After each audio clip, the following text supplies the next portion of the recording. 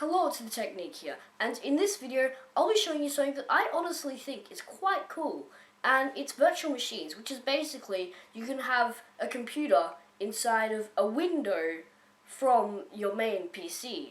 And then I'll also be covering another topic, which is dual booting, which is basically installing two operating systems on your one hard drive. Windows XP. Okay, I can't wait to do this.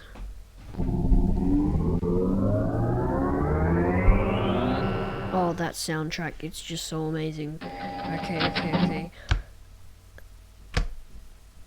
Let's do this.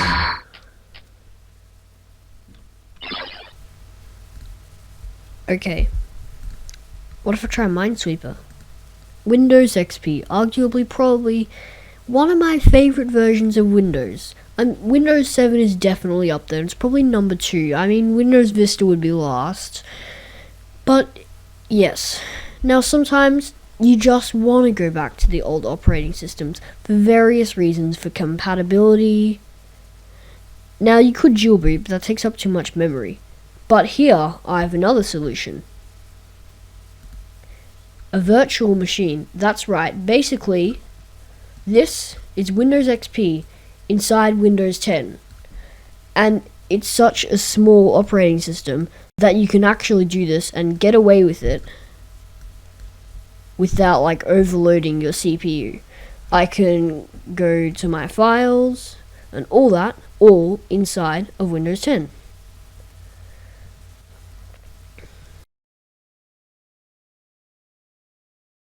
I'm using VirtualBox, so it's an Oracle product, and I'll be going to the website and downloading it.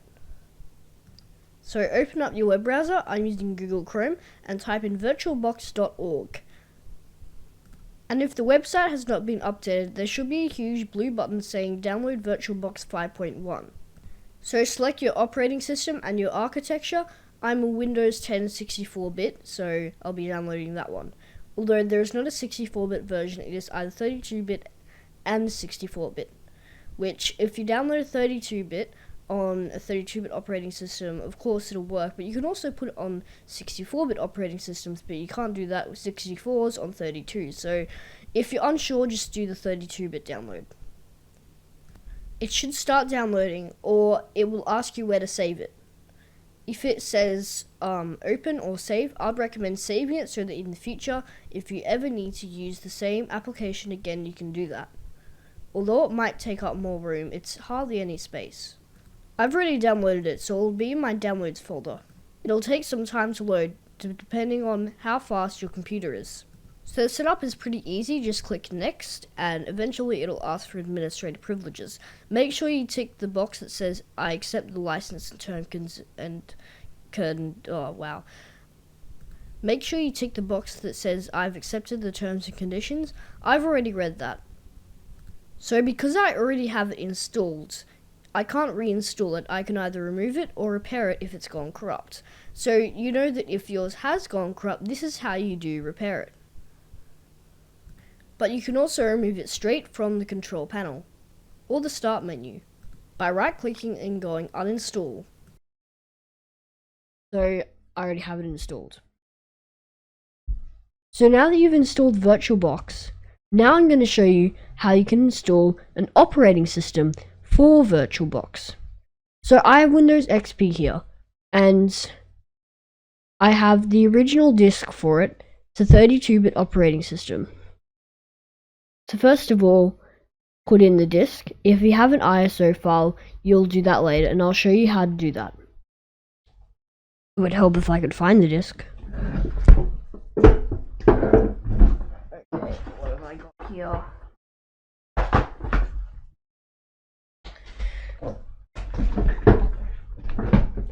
Okay, I have the disk here, and I'm going to put it in the computer. Okay, once you've put in the disk, up here it'll say new. There'll be a similar thing on VMware Player. If you right click, it should have it there. And choose the name of it. So I'll just put WinXP 32-bit. Oh yeah, and also make sure your operating system is 32 or 64-bit, because then when you're choosing down here, you won't know. Now, actually, according to this, all of these are 32-bit, so yeah. So here, type Microsoft Windows, Windows XP 32-bit. You can go to expert mode if you're a pro, but if you're a pro, you might not be watching this video. Next, allocate the amount of RAM you want. Now, what it has here is probably fine, but if you have a lot of RAM, you can allocate a lot. Unfortunately, I only have 4 gigabytes, and I am saving to upgrade that to 16 because I have a spare slot. But okay, that's fine. I'll just actually might allocate a bit more just in case it goes really slow. Go next. Now,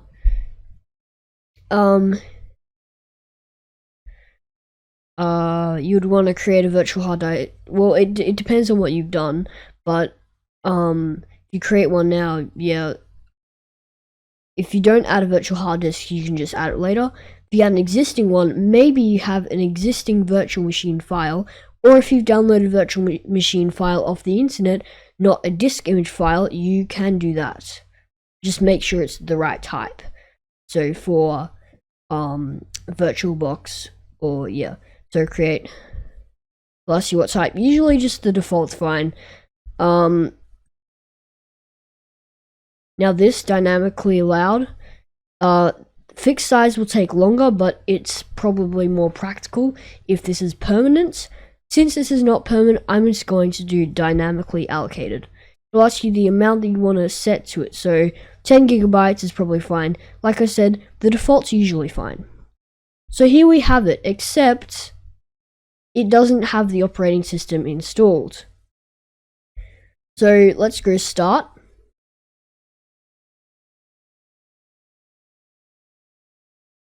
Will take a bit to load depending on how fast your computer is. Now I'll say, oh, here's a startup disk. Then it'll go like, do you have it in that disk or which disk? Go, I'm pretty sure my disk is in drive E, but I'll just double check because I don't want it to be, well, I don't want it to be like important information like C drive or something. So yes, Windows XP is in drive E. So that is right. Start. Now it'll start the Windows XP installation as soon as this loads up. And just remember, the resolution isn't set yet, so that's why the screen is so small. You can probably hear the disk in the background. It's loading files, it'll take some time to load.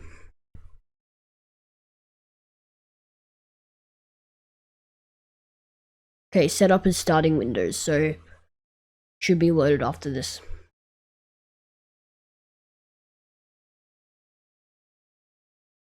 Okay, here we have welcome to setup. The portion of the setup program prepares Microsoft Windows XP to run on your computer.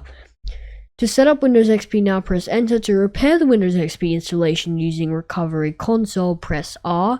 To quit the setup without installing Windows XP, press F3. Obviously, I want to install it. I'm sorry for that wind in the microphone. I didn't have a pop filter yet. So let's hit enter. Please wait. F8. I agree. Escape. I do not agree. Page down. Next page. Obviously. Okay, I've already read them, so I read them before I started the video. So let's just do F8 to agree. Let's hope I hit the right key. Okay, it'll ask you what partition you want it on. So luckily there's only one partition. This is why virtual machines are also easier, because if you're dual booting, you might get different partitions mixed up, meaning that you might wipe your other hard drive that might have Windows 10 on it or something like that. So enter to install. Format partition. Now, what I'm doing is usually just fine. Quick is fine. FAT file system is a bit older. NTFS, yep, new technology. I forgot what it stands for. Yes, I'll get that. So Let's formatting it first, and then it'll start installing.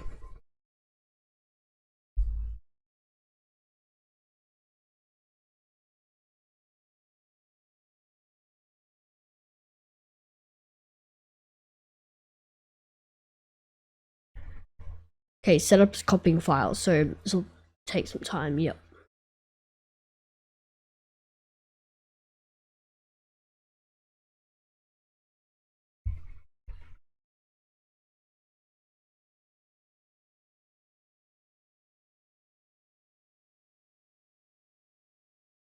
So part 2 of installing virtual machines will be when your computer has copied the files across, but you need to set up everything, like your username and password.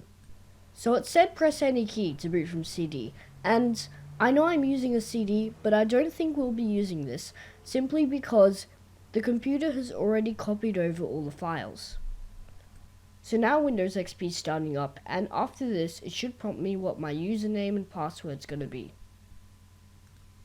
So it's done everything up to preparing installation, which is where we have to do it now. If that makes much sense, probably doesn't.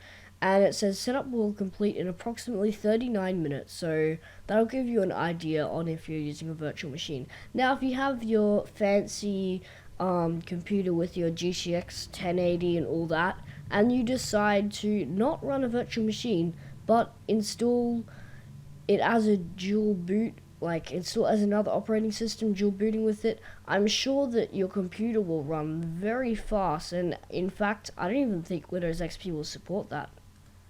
Or GeForce's drivers to support Windows XP.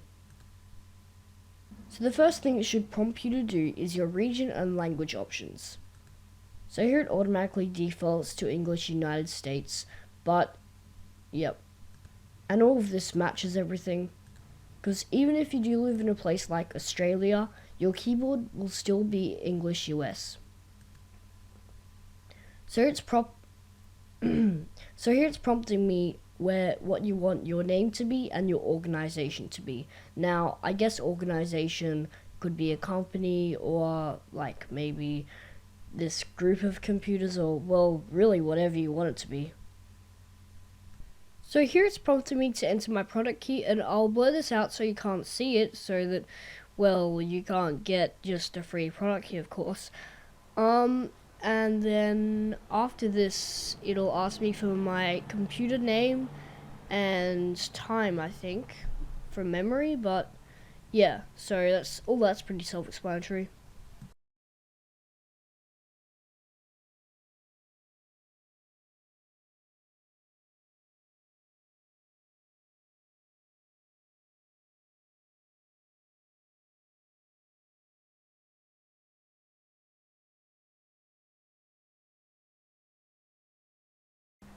So yes, now it's asking for the computer name, so I'll probably just leave it as default.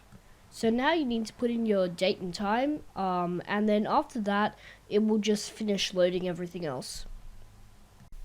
So once it's finished loading, it will just restart and give you a black screen until it comes up with this display settings information. What does it say? To improve the appearance of visual elements, Windows will automatically adjust your screen resolution. Okay, that's fine, but I'll probably still put it up because it still doesn't fit the screen. And then, yeah, so your computer will restart and stuff. So, okay. Cool interactive videos. Love it.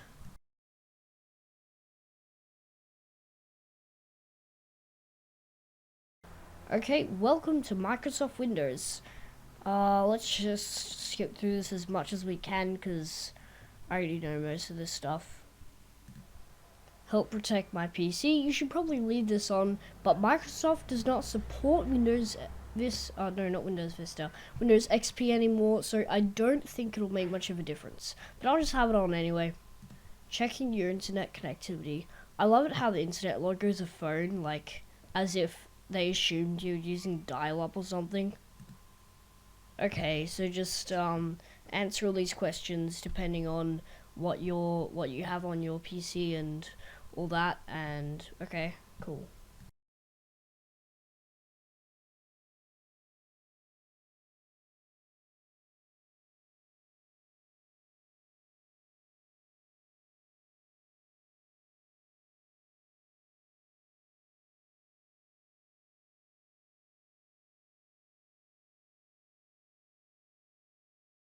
Okay, it's here, it's all set. We just have to go through all the settings, change around the resolution and the desktop background. Oh wait, no, well, I actually don't mind this desktop background, it's just really bad quality.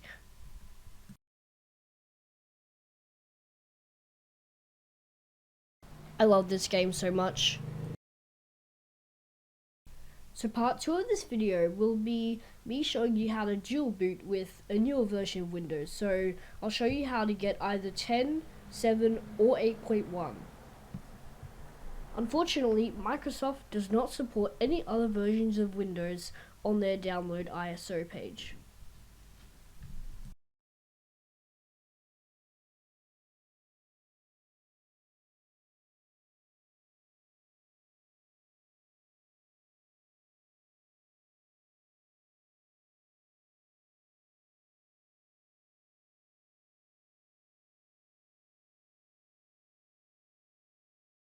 So to download Windows, just follow my instructions.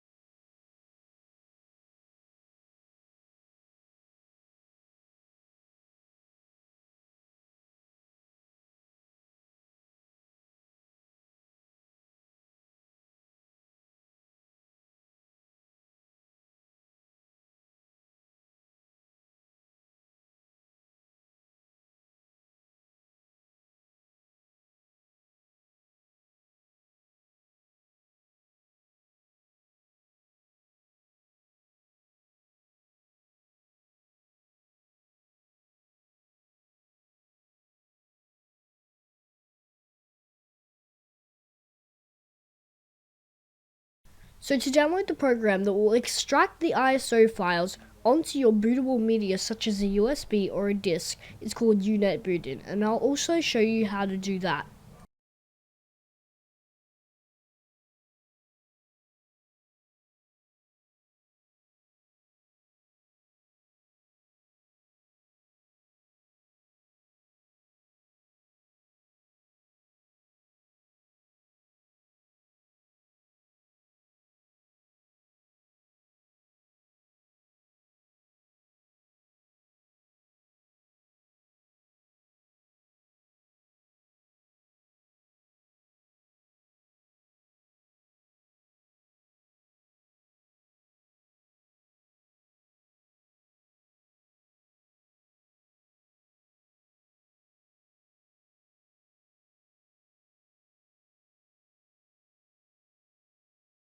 So you have two choices, a distribution or a disk image. The distribution is something like a Linux distribution, like a Ubuntu, but you cannot choose Windows since it's a paid operating system.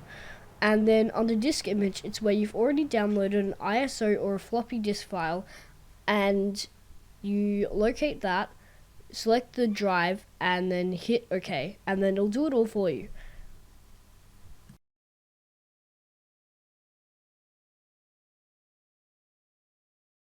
Alright, so the second part of this video is going to be how you install your operating system from your USB, so on the BIOS and stuff. So, right, let's get right into it.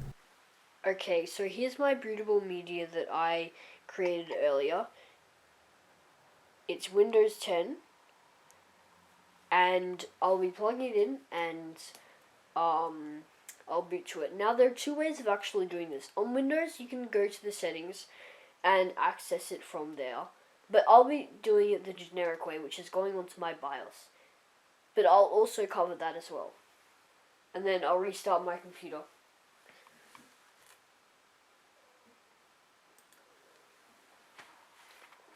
As soon as the BIOS pops up, make sure you quickly press your key that will reboot to it. On mine, it's F12.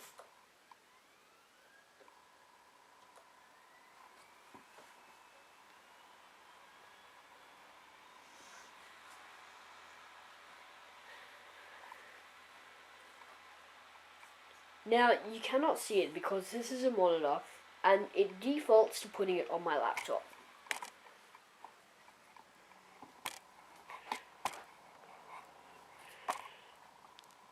So there's my laptop over there, but you can't really see the screen. I'll select it.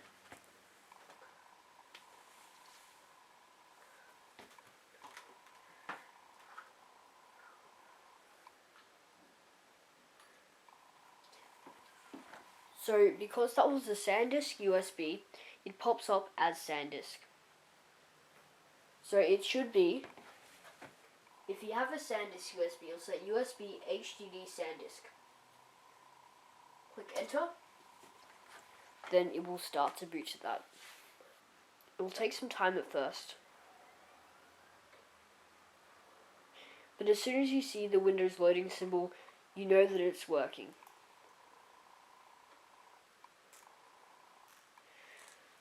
So here's the setup. Select your language and your time zone and all that. Hit next. It'll ask to install now. Actually, I might zoom in on this so you can see a bit better.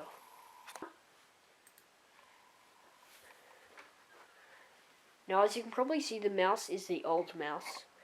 And I don't know why they did that, but honestly, I don't care. It'll say setup is starting. Just, yeah, wait for it to load. Now, I'm sorry I can't capture the screen, but I don't have a capture card that I can do that with. Now, here's your license and terms. I've already read that, so make sure you hit accept and then go next.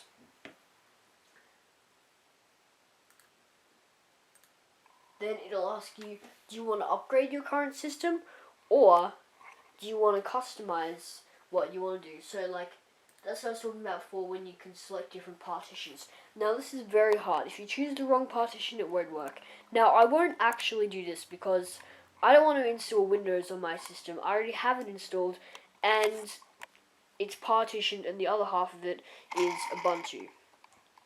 Or Ubuntu is probably some of you know it better as. So yeah, basically, when you select that, go delete there, and then next to that, it'll say format. Format it, it'll format everything, and you should be able to then just go next. So, I'll repeat that. Delete, format, then next. And if you want a driver to do something, you can load a driver, but make sure you have the driver on there before you start to boot from the media. And if you've plugged in another drive, you can hit refresh.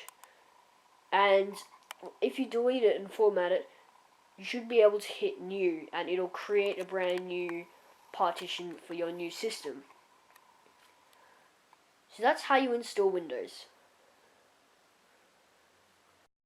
Thanks for watching. If you liked the video, you know what to do, hit that like button. If you want to see more content like that, well then, yeah, hit that subscribe button. But, if you didn't like the video, then hit the thumbs down button twice.